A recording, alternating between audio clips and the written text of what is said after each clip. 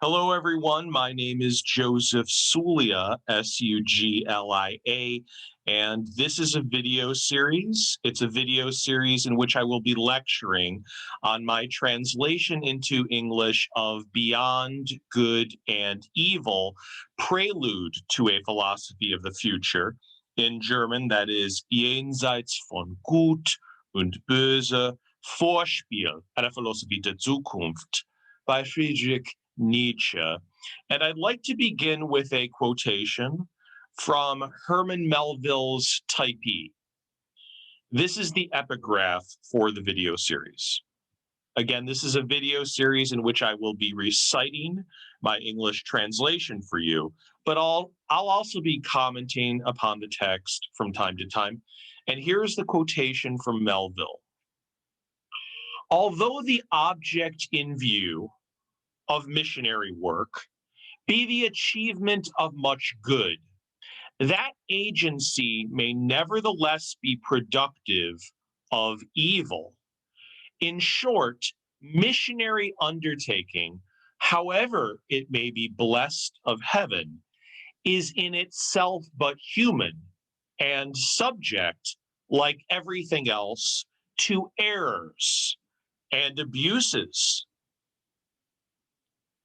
And have not errors and abuses crept into the most sacred places? So there's the quotation from Melville. And I would like to comment on the preface to Beyond Good and Evil, Prelude to a Philosophy of the Future. Before I read the text, and this is my opening commentary of the entire translation. So, when Nietzsche hypothesizes that truth is a woman, he is alluding to a myth. He is alluding to the myth of Isis. Isis, as you might know, is regarded as the goddess of nature. And Isis is always veiled. She is always veiled. Isis is forever shrouded, cloaked in a veil. Nature hides itself. We all know this proverb. Nature withdraws. Nature recedes. The motto of Isis is, I am she who always was and who always will be, and no mortal shall ever pull down my mantle. That is to say, my veil, my shroud. And the myth of Isis is beautifully represented by a poem by the German 18th century writer and thinker, Friedrich Schiller. It is a poem entitled Das verschleierte Bild zu Zeus. That could be translated as the veiled image at Zeus. Zeus is a city in Egypt where a statue of Isis was situated. It's not there anymore from what I understand, but that is where the statue of Isis was situated. The poem is about a young man, a disciple of Isis who wants to see the goddess unveiled. That is, he wants to see the truth naked. So one night, he steals into the temple of Isis with the hope of ripping away the veil that conceals the statue which represents the truth of existence, tearing away the veil and beholding the goddess of truth in her divine nudity. So in other words, he wants to see the essence of nature. He wants to see the naked truth.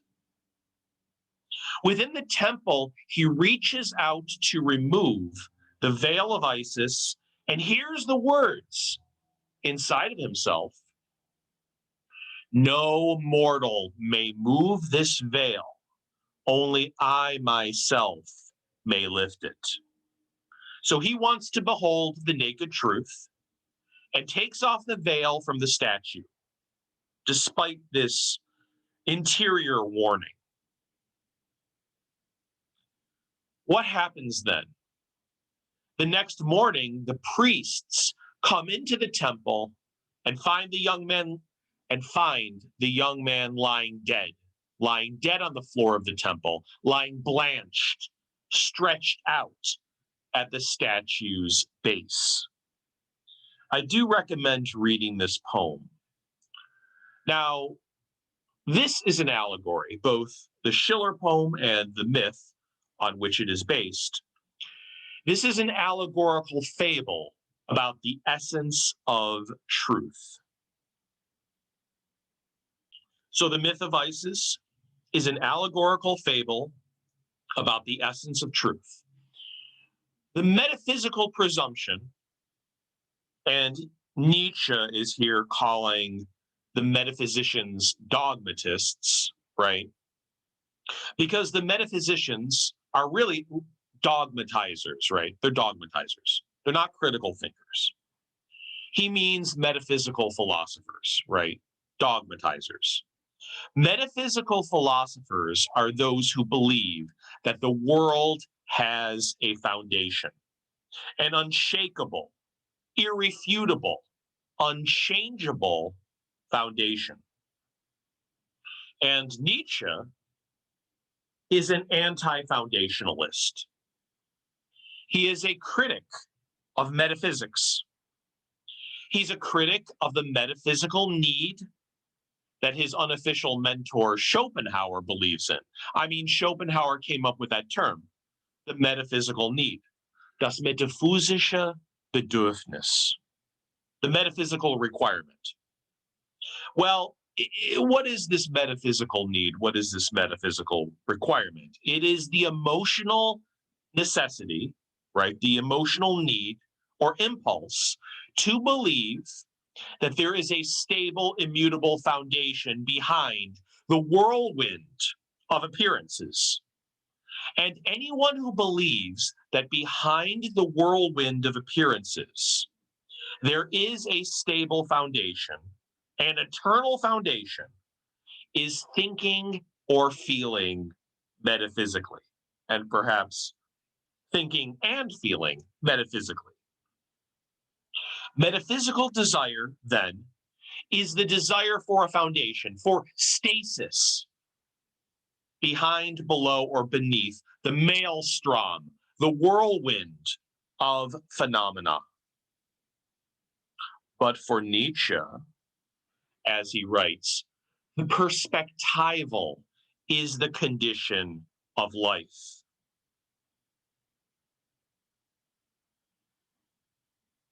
And what does he mean by this? He means that there is nothing behind the world. There is nothing behind the world.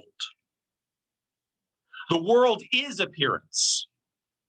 The world is appearances of appearances. The world is veils of veils, masks of masks. And the metaphysical disciple of truth can tear off one veil after another veil, all he wants, in a kind of forced striptease of truth. It doesn't matter. It will all be in vain. He will never behold the naked truth. There is no naked truth. That's the reason. There is no truth behind the chaos of appearances. There are only appearances. There are only perspectives and perspectives of perspectives. Now, this becomes very difficult if you think about it. This becomes very difficult because if you think of it, if there is only surface but no depth, what does that really mean? Could we even use the word surface anymore? Can there be such a thing as a depthless surface? I'm not sure. We may not even use the phrase hollow appearance anymore. We may not even use the phrase empty phenomenon anymore, right? Because phenomena are all that we have. Appearances are all that we have. And there's nothing wrong with that. The world of appearances is objective truth. And that is it. So Nietzsche is affirmative of life itself. Life itself is the surface, is imagery without profundity. Life is liberated and liberating. Life is liberated and liberating. And Nietzsche is a prophet and an affirmer of life, a thinker who celebrates and affirms life. And he is a critic of metaphysics, which he sees as a sickness, right? As a life-threatening sickness, as a fatal illness, right? He sees metaphysics as a fatal disease, as a fatal sickness, which is why he hates Plato. Well, Nietzsche hates and loves Plato at the same time. He hates the Platonic concepts of the good in itself and the pure spirit. Plato believed in the eidos, right? In the idea that would be divorced from the world of appearances. Why? Well, everything that occurs in the world is subject to decomposition, right? Everything decomposes because everything occurs in time, right? So according to Plato, something must exist outside of time. And what exists outside of time? The ideas. The ideas exist outside of time. And Kant was following Plato, right? Kant believed in the ideas of God, freedom, and immortality. These are atemporal and aspatial, hypertemporal and hyperspatial. Now, when I say hyper, I mean the exact meaning of that prefix.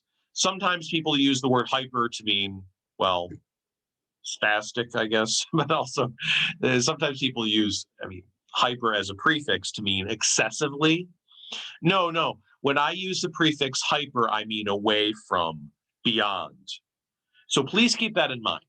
So by hyper, I mean supra, beyond, away from. I don't want to get too deep into Plato and Kant, though. Not now. Later on, but not now. I just want to make the point that Nietzsche is not a metaphysician, not even the last metaphysician, as Heidegger erroneously describes him.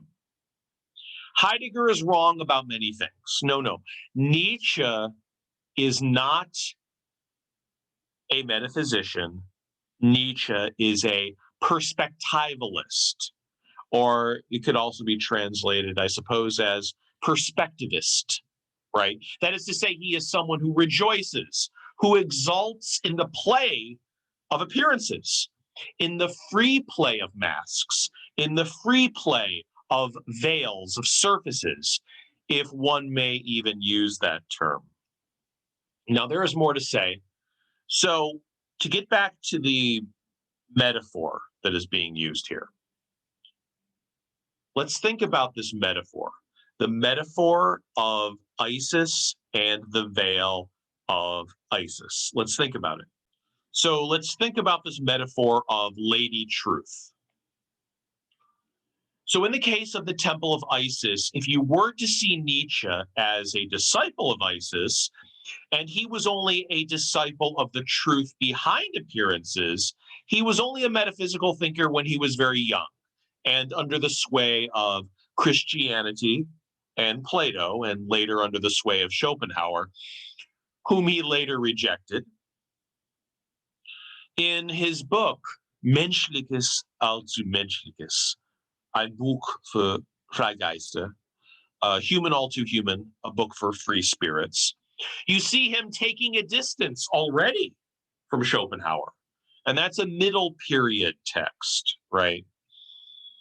So even then, in the middle period, I guess the early middle period, I would say, you see Nietzsche already taking a distance from his unofficial mentor, his unofficial teacher, Schopenhauer. But then he breaks from Schopenhauer absolutely in Die fröhliche Wissenschaft, the gay science. And Nietzsche annihilates Schopenhauer in Also sprach Zarathustra, right? I mean, he sees Schopenhauer in that book as a preacher of death, and not in a good way, not in a good way. And certainly in this book, he does as well. This is not to say that he retains nothing of Schopenhauer, but I'm sorry, I'm getting ahead of myself. I'm getting off topic. This is a tangent, sorry. So the dogmatists, the dogmatizers, again, I call them metaphysicians or metaphysical philosophers. They are the suitors who are trying to court Dame Truth, Lady Truth, right?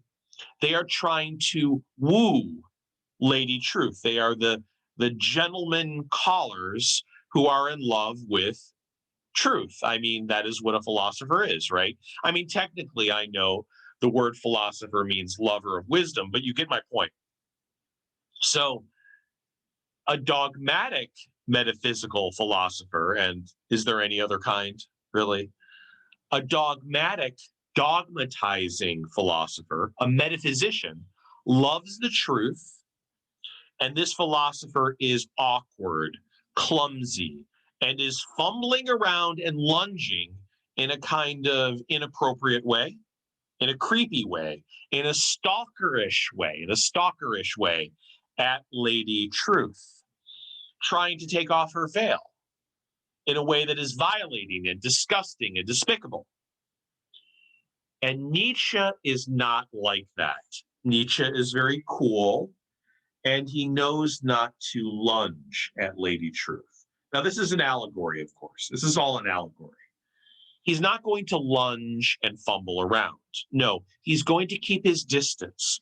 He's going to be very remote, laid back, nonchalant, and he doesn't try to remove the garment, the gown, the vestment of Lady Truth, because he knows that there is nothing behind the veil. He knows that the veil is everything. But if he were to remove the veil, he would only find another veil and another veil. I know this is an overworked metaphor, but you can think of Chinese boxes, right? You know, the image of a box within a box within a box, and then there is another box inside of that box, or of a Russian doll, right? I think everyone knows Russian dolls. There's a doll, and there's a doll inside of that doll, and so forth. It is what is called a mise en abîme structure, right? Mise en abîme, putting into the abyss. You see it in the engravings of M.C. Escher, for example. I'm sure that many of you already know Escher. If you don't, look at his woodcuts. So for anyone who's been trained theologically and who has been raised under the sway of religion, and who might no longer be under the sway of religion, I can see how all of this might be quite dispiriting, right? It might be rather disconsolating, right? To say the least. It could make somebody desperate, right? Oh, wait, you mean there's nothing except for images and images of images, replicas and replicas of replicas? Yes, there's nothing but veils and masks, and there is no deeper truth, no profundity, according to this text, according to the metaphorics of this text. I can see how that could cause someone to despair. But don't despair, because life is so rich in all of its vicissitudes, in all of its vagaries. Life is inestimably rich. I wouldn't say that it is infinite for Nietzsche, because the world is not infinite for Nietzsche. We know that if we have read his late notebooks, which I will talk about. This is my interpretation of Nietzsche, one of my many interpretations of Nietzsche. Thank you. So we're not quite done yet, though, because I want to actually read the preface itself of Beyond Good and Evil, Prelude to a Philosophy of the Future in my English translation, which I will do now. And then we will conclude the first video in this 15-part video series. So let me read the preface to Beyond Good and Evil, Prelude to a Philosophy of the Future. Let us assume that truth is a woman. What then? Is the suspicion not well grounded that all philosophers, insofar as they were dogmatists, had a very poor understanding of women? That the terrible earnestness, the awkward importunacy with which they have hitherto went at the truth were unsuitable and unskilled means of winning a lady? One thing is certain, she has not accepted their suits. And every kind of dogmatism today stands there in a sad and sodden and discouraged posture, if it is still standing at all. For there are mockers who claim that dogmatism has fallen down, that every form of dogmatism is lying on the ground, or even worse, that all of the dogmatisms are exhaling their last gasp. That all of the dogmatisms are exhaling their last gasp. Seriously, though, there are good reasons for the hope that all dogmatizing in philosophy was nothing more than a sort of noble childishness and amateurishness, that it was as solemn, as definitive, and as conclusive as its gestures were. And the time is perhaps quite near in which we will comprehend time and time again just what served as the bedrock for such sublime and unconditional philosophical edifices as the dogmatists built up, some kind of folk superstition, such as the subject and I superstition, which even today causes trouble. Some kind of wordplay, perhaps grammatical seduction, or a presumptuous generalization of facts that are quite narrow, quite personal, quite human, all too human. One hopes that the philosophy of the dogmatists was only a promise extending over millennia, as was in early times astrology, in whose service perhaps was squandered more labor, money, cunning, and patience than for any actual science. We owe the great architectural style of Asia and Egypt to meta-earthly claims. It seems that all great things, in order to inscribe humanity with their eternal demands, must first wander over the earth as monstrous and fear-inspiring caricatures. One such caricature was dogmatic philosophy. For instance, the Vedanta philosophy, Hinduism in Asia, Platonism in Europe. Let us not be ungrateful toward them, while at the same time acknowledging that the worst, most protracted, and most pernicious of all errors hitherto was the error of dogmatism, namely Plato's invention of the pure spirit, and the good in itself. However, now that this error has been overcome, Europe sighs in relief and at least enjoyed a healthier sleep. We, whose task is wakefulness itself, are the inheritors of all the force gathered from the struggle against this error. against this era. Of course, talking about the spirit and the good means standing the truth on its head and denying the perspectival, the fundamental condition of all life. One may, as if one were a doctor, ask, how could such a sickness come from Plato, the loveliest growth of antiquity? Had the bad Socrates corrupted him after all? Was Socrates actually the corrupter of youth after all? And did he perhaps deserve his hemlock? But the struggle against Plato, or to put it in a more comprehensible language for the people, the struggle against the Christian ecclesiastical pressure of millennia for Christendom is Platonism for the people, has created in Europe a magnificent tension of the spirit, the likes of which the earth has never seen. With such a tense bow, one can now shoot the remotest targets. Indeed, the European human experiences this tension as a necessity. And there have already been 2 attempts to slacken the bow. The first was through Jesuitism, and the second was through the democratic enlightenment, thanks to the freedom of the press and the reading of newspapers. The goal might be reached that the intellect will not so easily see itself as a need. The Germans have invented gunpowder. All respect to them for that. However, they ruined it. They invented the press.